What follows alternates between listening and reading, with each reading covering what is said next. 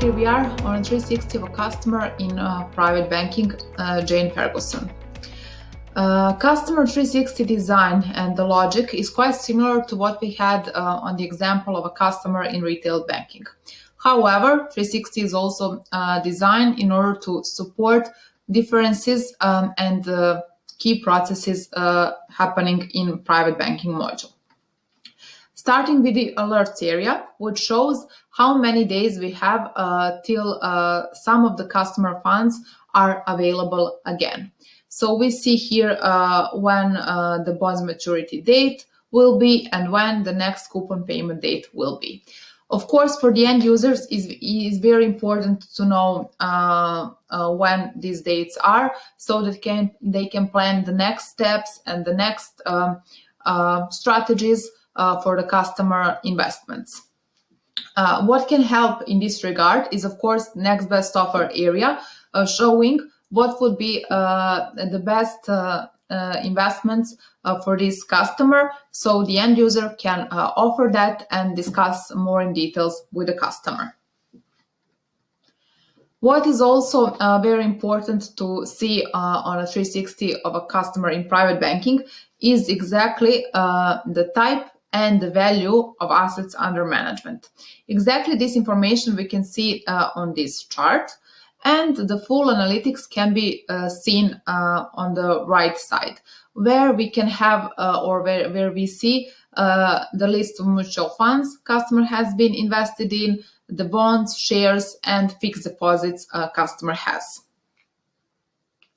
If we want to learn more about customer investment habits and preferences, we navigate to customer investment profile, where we see when was the last assessment or financial planning for this customer and what was the questionnaire that was taken back then.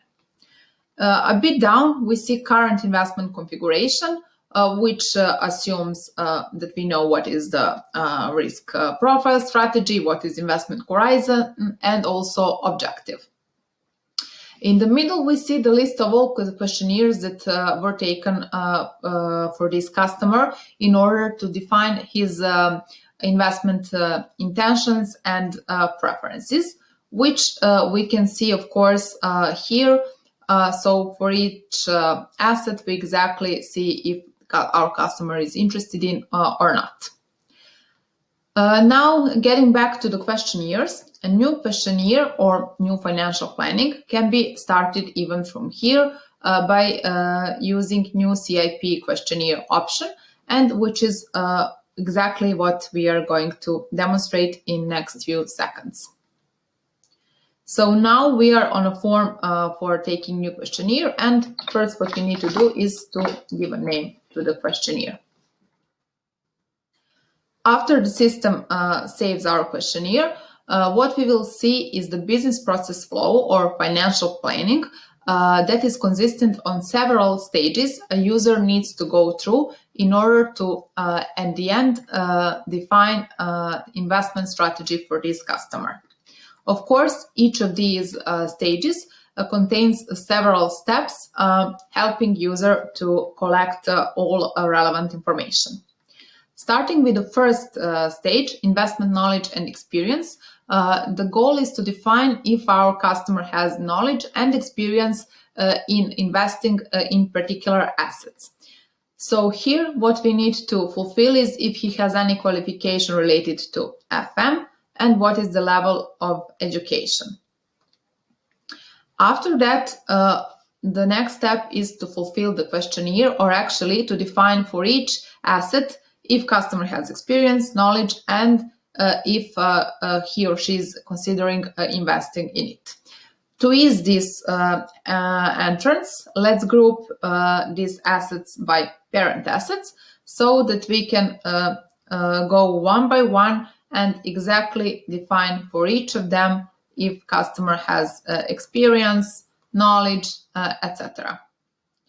When we have this defined for all assets possible, we need to assess financial situation. So let's go to the next stage, which is actually assessment of financial situation, which assumes defining the level of assets our customer is willing to have at high risk, as well as the percentage of investments customer would like to have on her disposal so that he can access these funds in next 12 months. After financial situation, what should be entered is what is the investment horizon as well as objective. And we are good to go to the last phase and finally define the strategy for this customer, which is already suggested by the system, taking into consideration all the inputs that we have collected so far. Of course, it's on our customer to either accept this strategy or actually agrees with it, or to disagree and propose the one she would like to take in the future. So if case she does not agree, then we can enter any strategy customer proposes, and this one will be the current from now on. Getting back to the Jane's profile, let's also see another important data set that we can easy access and see. We all know how important it is to know the relations of our customer and other entities that we also have registered in our database. So, for example, here in the let's say center of this visual, we see Jane, and then we see all her direct relations. So we can see that she's actually a colleague of Paul Cannon, and that she is actually employed as CEO in the company City Power and Light. And we are not seeing only Jane's relations, but also the relations of her relations.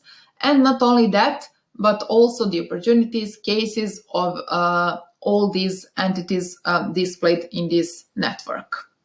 So it is really easy to access and find any connection between the entities. With this, I would conclude part regarding the Customer 360 in private banking module and proceed with the next use case we have in this series.